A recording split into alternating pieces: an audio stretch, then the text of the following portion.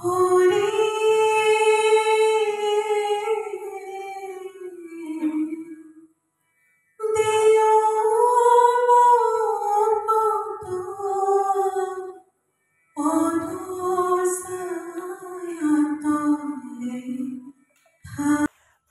কণ্ঠশিল্পী ডক্টৰ অনিমা চৌধুৰীলৈ আগবঢ়োৱা হৈছে 2025 বৰ্ষৰ লিলি দেৱী সোঁৱৰণী সাহিত্য সংস্কৃতি বঁটা। মহানগৰীৰ আমবাৰীস্থ লক্ষ্মীনাৰায়ণ বৰুৱা সদনত এক গাম্ভীৰ্যপূৰ্ণ পৰিৱেশত মঙলবাৰে বিয়লি এই বঁটা প্ৰদান অনুষ্ঠান সম্পন্ন হয়। প্ৰয়াত লিলি দেৱীৰ পুত্ৰ তথা শ্ৰীমন্ত শংকৰদেৱ বিশ্ববিদ্যালয়ৰ অধ্যাপক সুবক্তা ডক্টৰ দীপক জ্যোতি বৰুৱাই আগধৰা বঁটা প্ৰদান অনুষ্ঠানত উপস্থিত থাকে বিশিষ্ট কণ্ঠশিল্পী লেখক লোকনাথ গোস্বামী, বিশিষ্ট সাহিত্য সমালোচক জ্যোতি খাটনিয়াৰ, কৃষ্ণগুৰু আধ্যাত্মিক বিশ্ববিদ্যালয়ৰ পঞ্জীয়ক ডক্টৰ মৃণাল বৰা, লিলি দেৱীৰ পুত্ৰ তপন বৰুৱাকে ধৰি ভালেসংখ্যক বিশিষ্ট ব্যক্তি। এই বঁটা লাভে আগন্তুক সময়ত অধিক দায়বদ্ধ কৰি তুলিব বুলি ডেমক্ৰেচি লাইভৰ এই বাৰ্তালাপত মন্তব্য কৰে সমাজ হিতৈষী গীতেৰে সংগীত জগত সমৃদ্ধ কৰি অহা শিল্পী ডক্টৰ অনিমা চৌধুৰীয়ে। উল্লেখ্য যে লিলি দেৱী বঁটা ইয়াৰ পূৰ্বে সেইসকল ব্যক্তিক আগবঢ়োৱা হৈছে যিসকলৰ সমাজলৈ অৱদান আছে, কিন্তু যথাযোগ্য স্বীকৃতি পোৱা নাই। এই কথাটোৱে লিলি দেৱী সাহিত্য সংস্কৃতি বঁটাৰ গাম্ভীৰ্যতাকে দাঙি ধৰিছে। বঁটা প্ৰদান অনুষ্ঠানৰ আৰম্ভণিতে ভক্তিমূলক গীত পৰিৱেশন কৰি উপস্থিতসকলক মুগ্ধ কৰে কণ্ঠশিল্পী শৰ্মিষ্ঠা দত্তই। লগতে অনুষ্ঠানৰ মাজভাগত প্ৰয়াত লিলি দেৱীৰ আজনাতী কণমানি অনয়াৰ কণ্ঠৰ ভক্তিমূলক গীতটোৱেও সকলোকে আপ্লুত কৰে।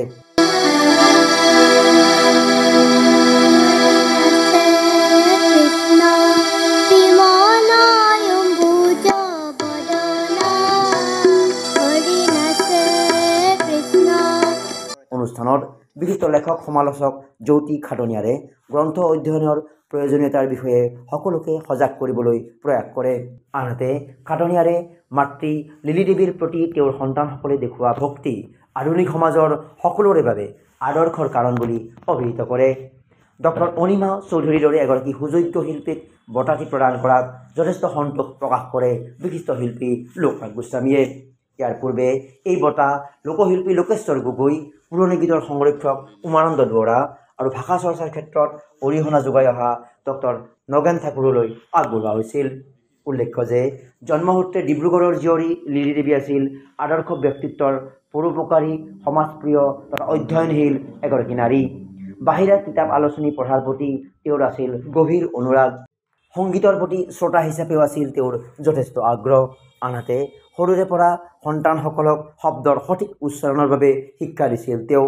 বহুতৰ মাজত পৰিলক্ষিত পৰচৰ্চাৰ পৰা তেওঁ আছিল বহু যোজন দূৰৈত।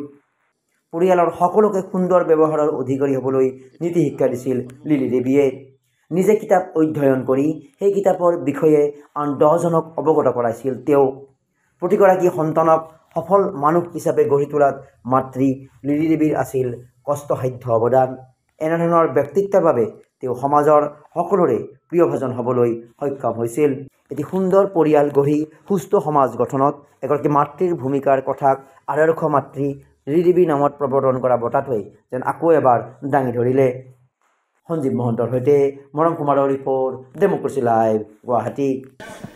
মোৰতো অনুভৱটোতো সঁচাকৈয়ে আৰু খুব ভাল, খুব আনন্দৰ দিন আজি। লিলি দেৱী সোঁৱৰণী যিটো বঁটা মোক প্ৰদান কৰিলে, যিটো কাৰণে মোক যোগ্য বুলি ভাবিলে, মই বৰুৱা ফেমিলিক আৰু বৰুৱা পৰিয়ালক মই আন্তৰিক ধন্যবাদ জ্ঞাপন কৰিছোঁ। আৰু এটা বঁটা যেতিয়া পোৱা যায় নহয়, তেতিয়া যিকোনো ব্যক্তিৰে সেইটো স্বীকৃতি এটা, আৰু সেইটো যেতিয়া পোৱা যায় তেতিয়া ভিতৰৰ পৰা এনেকুৱা এটা আহে, অনুভৱ আহে যে নাই, মই আৰু অলপমান কৰিব লাগিব কাম। গতিকে মোৰ এতিয়া এনেকুৱা যে মোৰ দায়িত্ব যেন আৰু বাঢ়ি গ'লগৈ। মোৰ সংগীতেৰে আৰু কিছু বাৰ্তা দিবলৈ চেষ্টা কৰিম যেতিয়ালৈকে মই পাৰোঁ, আৰু অলপমান এইটোৰ পৰা বেছি প্ৰেৰণা পোৱা যায় কাৰণে আৰু বেছি গান গাবলৈ মন যাব। সেইটোৱে মোৰ অনুভৱ। আৰু প্ৰথম কথাটো হৈছে এইটো এটা বৰ ভাল প্ৰচেষ্টা কৰিছে। সাধাৰণতে মানুহে আজিকালি এনেকুৱা হৈছে যে মাক দেউতাকক নাচায়েই। এইটো এখন সমাজলৈ আমি গতি কৰিছোঁ য'ত আমি পিতৃ মাতৃক কোনো ধৰণৰ যত্ন ল'বলৈ আৰু মানুহে প্ৰস্তুত নহয়। এনেকুৱা এখন আমি দেখিছোঁ, ল'ৰা ছোৱালীটো বাতৰি কাকতত পঢ়িছোঁৱেই। তাৰ মাজত যে পৰিয়ালটোৱে তেখেতৰ স্বৰ্গীয়া মাতৃৰ সোঁৱৰণত এনেকুৱা এটা অনুষ্ঠান আয়োজন কৰিছে, আৰু তেওঁলোকে এতিয়ালৈকে যাক বঁটা দিছে আপোনালোকে তাৰ তালিকাখন চালে দেখিব যে আটাইবিলাক উপযুক্ত মানুহক দিছে। লোকেশ্বৰ গগৈ, চাও লোকেশ্বৰ গগৈ, ডক্টৰ নগেন ঠাকুৰ, এইবাৰ বাইদেউ, গতিকে এই গোটেইখিনি মই ভাবোঁ যে বৰ তেওঁলোকৰ ভাল হৈছে। সুন্দৰ অনুষ্ঠান। মইতো ভাবিছোঁ এইটো তেখেত উপযুক্ত। মোক যেতিয়া কৈছে কথাটো মই কৈছোঁ যে তেখেতৰ কি হয় এটা ওজন থকা বুলি কয় যে আজিকালি গায়ক গায়িকাৰ ওজন এটা খুব দৰকাৰ নহয়। পঢ়া শুনা, অধ্যয়ন, ব্যক্তিত্ব আৰু যিকেইটা নিৰ্বাচিত গান গোৱা, মানুহৰ মাজত প্ৰতিষ্ঠা লাভ কৰা, চব ফালৰ পৰাই উপযুক্ত। মই খুব ভাল পাইছোঁ, মই খুব সুখী। মানে কি এগৰাকী মাতৃৰ পৰিয়ালটোৰ প্ৰতি যিটো মানে বৰঙণি, সাধাৰণতে মই নিজেও অনুভৱ কৰোঁ। হয়তো কেতিয়াবা আমি প্ৰত্যক্ষভাৱে মাক লৈ একো কৰা নাই, কিন্তু আজিও মই এটা কৈছোঁ যে আচলতে আমি যে থিয় হৈছোঁ এই মাটিত মাহঁতৰ কাৰণে। আগৰ মানুহবিলাকে বহুত কষ্টৰ মাজেদি ঘৰ সংসাৰ চলায়ো এই যে অসমবাণীখন পঢ়ে, প্ৰতিনিধিখন পঢ়ে বা এঙাৰেৰে হ'লেও গানটো লিখে, এতিয়া পৰিয়ালটোৰ মাজত এটা সাংঘাতিক ভাবিবলগীয়া প্ৰভাৱ পেলায়, যিটো প্ৰভাৱেই ল'ৰা ছোৱালীবিলাকক এটা মানসিক গঢ় দিয়ে। সেইকাৰণেই আজিৰ অনুষ্ঠানটো এটা ডাঙৰ কথা হ'ল যে পৰিয়ালৰ সেইটো, যিটো আজিকালি অকণ অভাৱো হৈছে।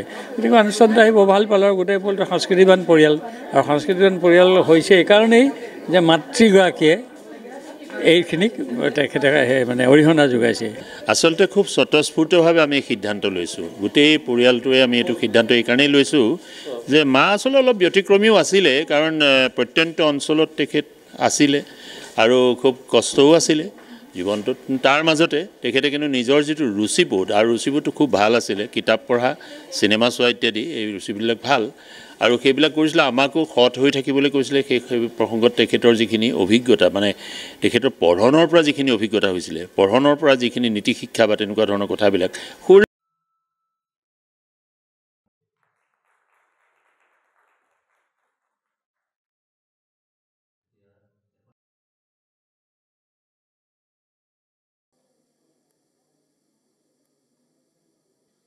প্ৰয়াত লিলি দেৱীৰ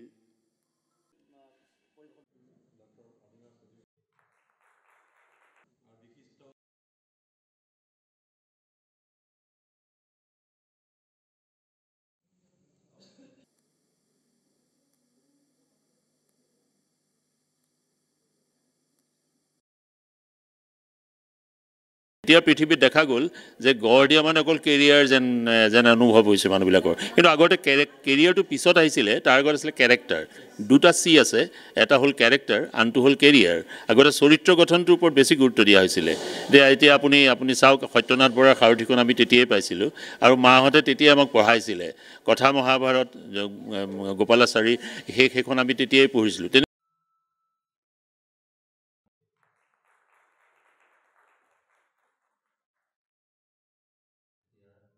সেই যিটো ৰুচিবোধ, সেই ৰুচিবোধটো আমাৰ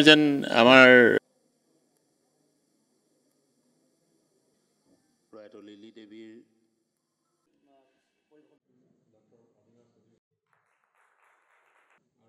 বাৰ্ষিক বঁটা হিচাপে যিটো পাতি আহি আছোঁ এতিয়ালৈকে, সেইকাৰণে যিসকলক আমি দিছোঁ, এনেকুৱা ব্যক্তিক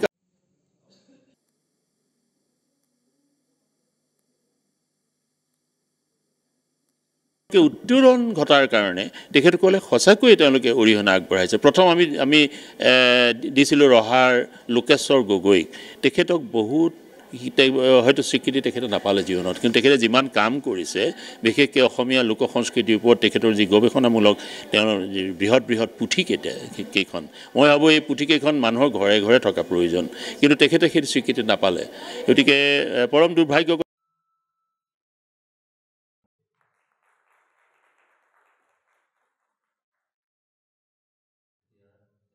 তেখেতৰ যিটো স্বীকৃতি, সেই স্বীকৃতি তেখেতক প্ৰদান কৰিব আমি পাৰিলোঁ। প্ৰয়াত লিলি দেৱীৰ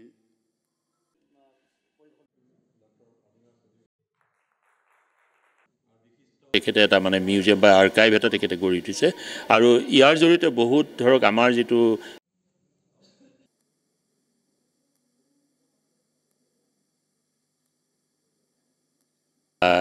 যথেষ্ট যিবিলাক আমাৰ ধৰক হেৰি আছে, ৰিচাৰ্চাৰ্ছ আছে, তেওঁলোকে তাৰ জৰিয়তে যথেষ্ট লাভান্বিত হ'ব।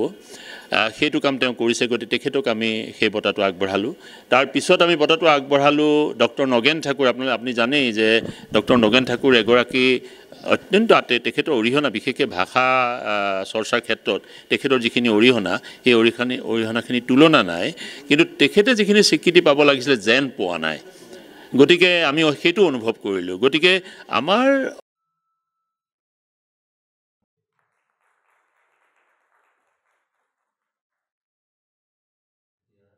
তেখেতৰ স্বীকৃতি তেখেতে পাইছে কিন্তু তেখেতৰ যিটো লিলি দেৱীৰ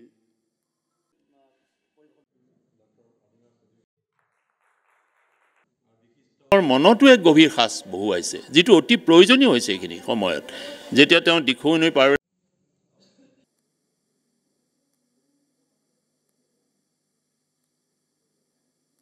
গৌৰৱ আমি কৰিব লাগে সেই গৌৰৱসমূহ তেখেতে সোঁৱৰাই দিছে গতিকে আমাৰ কি কি ক্ষেত্ৰত প্ৰয়োজন আছে আমি যদি জাতিটো আমি আৰু আনুভূতিকভাৱে এনেই কৈ থাকিলে নহ'ব নহয় কিন্তু আমি নিজেই কিবা কৰিব লাগিব গতিকে যিটো কোৱা হয় যে ঐতিহ্য অনুসংগৰ ইংৰাজী হ'ল এছ'চিয়েশ্যন গতিকে আমি এছ'চিয়েটেড হৈ থাকিব লাগিব আমাৰ নিজস্ব ঐতিহ্যৰ সৈতে সংস্কৃতিৰ ঐতিহ্যৰ সৈতে আৰু সেইটো যেন এই গীত মাতবিলাকেও বহুত সময়ত যেনেকৈ ভূপেন দাই কৰি গৈছিলে এই তেনেকুৱা ধৰণৰ এটা ধাৰাৰেই তেখেতে এতিয়া প্ৰবহমান কৰি ৰখা ক্ষেত্ৰত তেখেতসকলৰ অৰিহণা আছে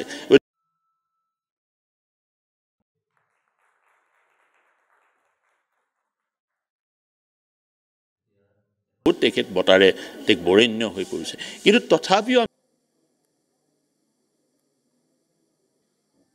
লিলি দেৱীৰ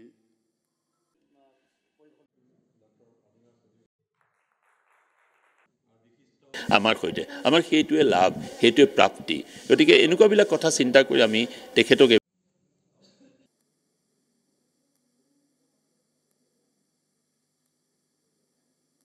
পিছতে অসম চৰকাৰে তেখেতক শিল্পী বঁটা প্ৰদান কৰিব কিন্তু আমি সেই ক্ষেত্ৰত বিশেষভাৱে গৌৰৱান্বিত অনুভৱ কৰিছোঁ তাৰ আগে আমি অন্ততঃ তেখেতলৈ বঁটাটি আগবঢ়াব পাৰিম আজি মানে আমাৰ মাতৃ যিখিনি আগৰ অৰিহণা আছে আমাৰ ওপৰত যিখিনি সৰুৰ পৰা তেওঁ শৈশৱৰ পৰা আমাক তেওঁ যিখিনি দেখুৱালে যিখিনি জ্ঞান দিলে বা যিখিনি গাইডেঞ্চ দিলে সেইখিনিৰ ওপৰতে সেইখিনি আমাক এতিয়া বহুত সহায় কৰিছে সেইখিনিয়ে ধৰক সেই গোঁসাই ঘৰত বহি বৰগীত গোৱা বা প্ৰাৰ্থনা কৰা পঢ়া শুনাত কোনখিনি পঢ়িব লাগিব কোনখিনি পঢ়িব নালাগে এইবিলাক শিকোৱা পাঠদান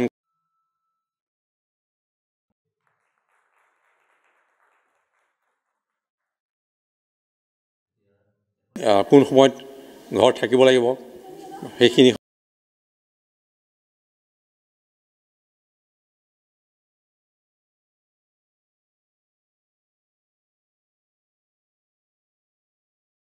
বিয়া বাৰু কৰাৰ পিছত পিতৃ মাতৃসকল মানে নিথৰুৱা হয় তেওঁলোকক মানে চাবলৈ তেওঁলোকক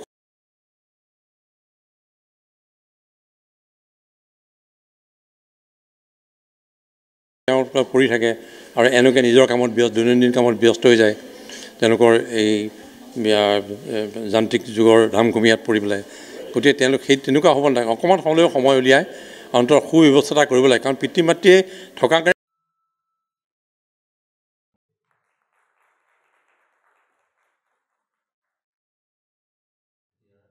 মনত পেলাবই লাগে আৰু আমি আজি যিটো অনুষ্ঠান পাতিলোঁ এই অনুষ্ঠান লিলি দেৱীৰ